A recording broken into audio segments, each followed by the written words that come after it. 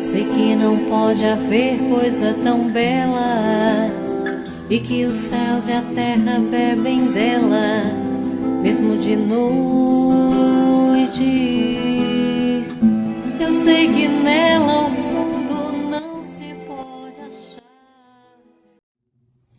Sétimo dia da novena de Nosso Pai São João da Cruz.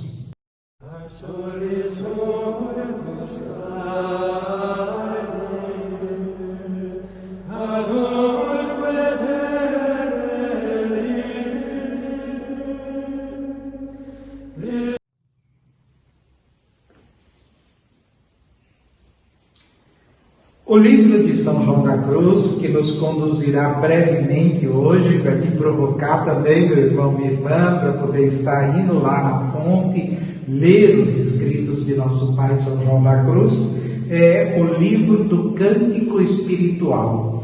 O Cântico Espiritual, no seu capítulo 1, no versículo 11º, no parágrafo 11º.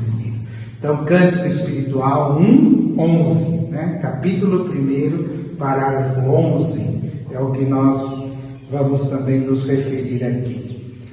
Nós, então, como já dizíamos, na inspiração de São João da Cruz, do monte, de ir ao encontro com Deus, como Moisés foi, sobre a montanha, nós devemos também buscar guias. Não podemos caminhar como se fôssemos cegos, cambaleando, caindo aqui, levantando, caindo, levantando.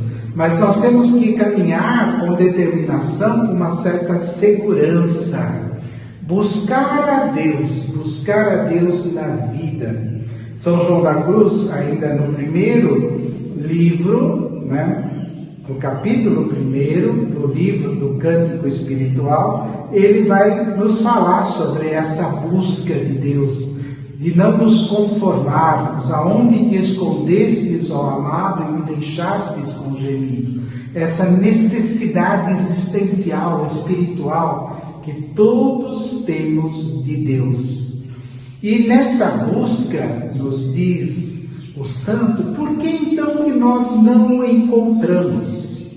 Ele diz, porque o nosso Deus é um Deus escondido. A melhor definição que eu conheço da fé é aquela dada pela Carta aos Hebreus no capítulo 11. Quando o autor da Carta aos Hebreus, lá no capítulo 11, nos diz assim: a fé é a certeza das coisas que não se veem. Porque, de fato, as coisas da fé são coisas escondidas. O nosso Deus é escondido. A experiência que a gente faz mais cotidiana de Deus, eu diria, é, por exemplo, a comunhão da Eucaristia. E ali, naquele pedacinho de pão, naquele pouco de vinho, o nosso Deus tão grande está escondido. Ninguém olha para a hóstia e vê o rosto de um judeu de barba, de cabelo grande, de nariz alongado, conversando com você. Mas na fé, no interior, com o olhar interior, com o olhar do coração, você reconhece, comunga, entra em comunhão, dá graças, convida Ele para caminhar com você 24 horas por dia. Então é assim a experiência de Deus na nossa vida, partindo até mesmo do Deus escondido nos sacramentos e na vida. Nosso Deus é um Deus escondido. E em São João da Cruz, então, ainda nesse primeiro capítulo do Cântico Espiritual, ele parte do livro do profeta Isaías, no capítulo 45. Quando o profeta Isaías nos diz assim: verdadeiramente o nosso Deus é um Deus escondido. É um Deus presente, mas que não se vê. Como crianças brincando de esconde-esconde, alguém está atrás de uma cortina, você sabe que está ali, mas você não está enxergando. Você pode até conversar com aquela pessoa que está atrás da cortina, e ela te responder, e ela te transmitir o amor, a segurança, etc. porém ela está escondida atrás da cortina. Assim é Deus na vida, assim é Deus na igreja, assim é Deus nos sacramentos. Só que, constatando, João da Cruz, que nosso Deus é um Deus escondido, como diz Isaías no capítulo 45, ele dá um salto em Isaías no capítulo 55, que diz assim: buscai o Senhor enquanto está perto, enquanto se deixa encontrar. Então essa é a realidade. O nosso Deus é um Deus escondido, mas é um Deus perto que se deixa encontrar. É um Deus que, como diz também no livro do Apocalipse, no capítulo 3, versículo 20, eis que estou à porta e bato. Se alguém ouvir e abrir, entrarei e cearei com ele e ele comigo. Então o nosso Deus é escondido, mas é um Deus presente. É um Deus que participa, que ceia, que comunga na vida da gente. E no Cântico Espiritual 1:11, então, São João da Cruz diz que nessa busca desse Deus escondido, nós devemos nos guiar por 2 moços de cego. O que é isso?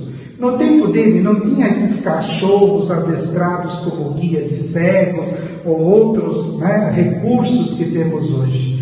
As pessoas que ficavam cegos tinham 2 escravos, 2 moços, 2 guias de cego, 2 pessoas. Uma segurava pela mão direita, outra pela esquerda, para que a pessoa caminhasse pela rua, pela casa, etc. E aí João da Cruz usa então essa imagem, os 2 moços de cego, que são os 2 que seguram na mão da pessoa, que seguram na nossa mão para nos conduzir até Deus, esse Deus presente, mas escondido, e nos chamando à comunhão com Ele.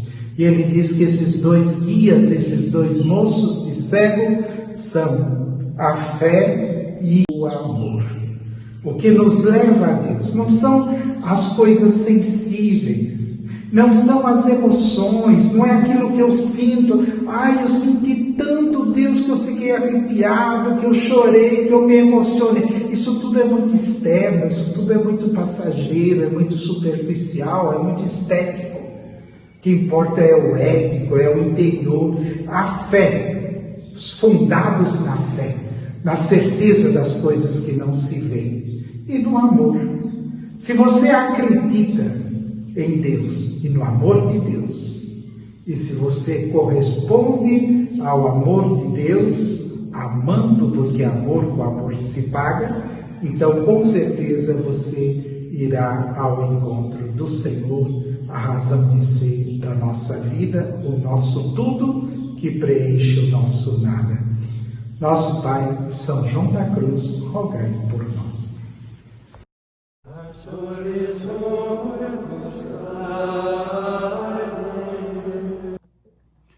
Em nome do Pai, do Filho e do Espírito Santo. Amém.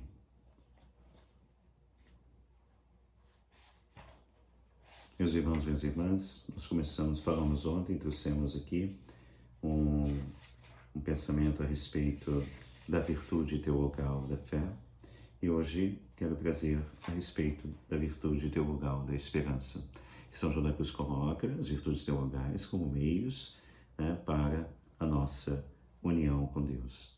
Nós só nos unimos a Deus na medida do crescimento e da pureza destas virtudes, da vivência dessas virtudes, porque as virtudes teologais é para serem vividas. Todos os momentos nos são exigidas,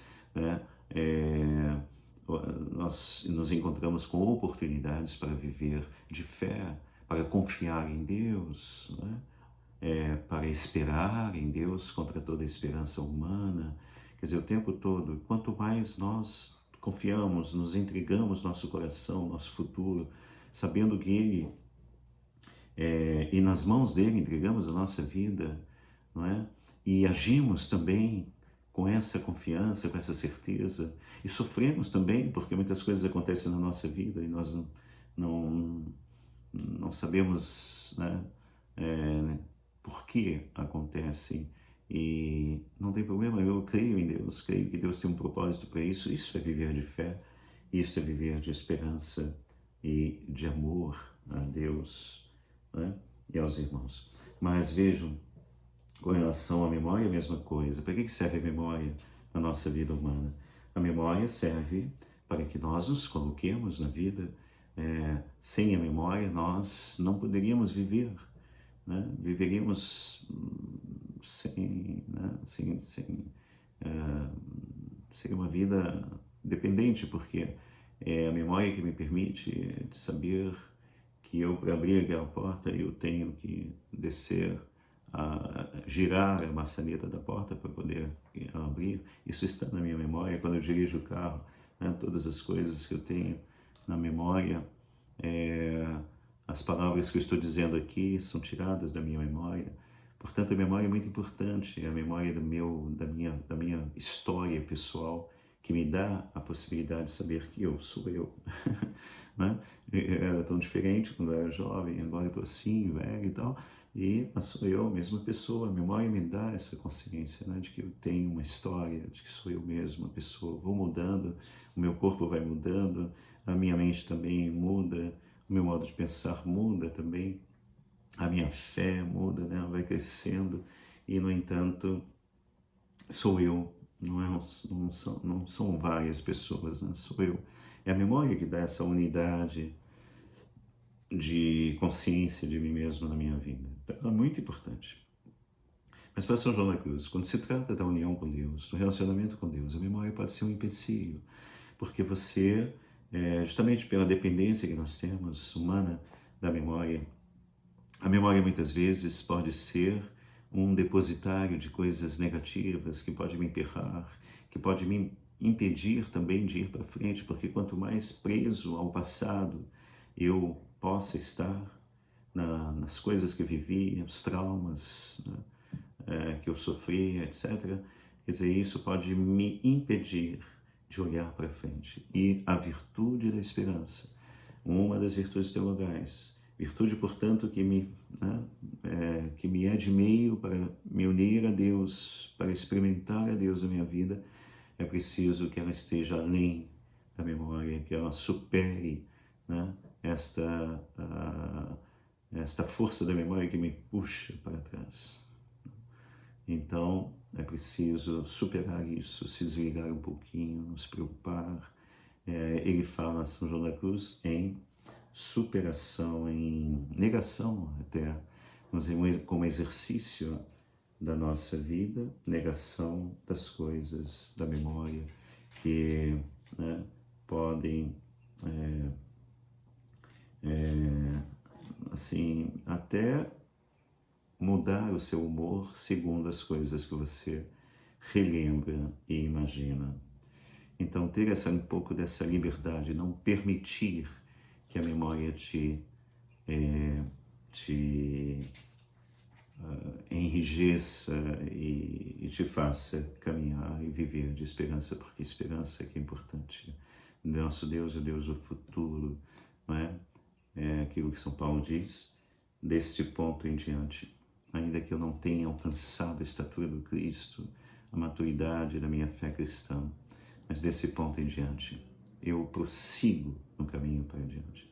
Isso é viver de esperança, né? Da esperança firme, né, no Senhor, que tudo fará por mim. Amém.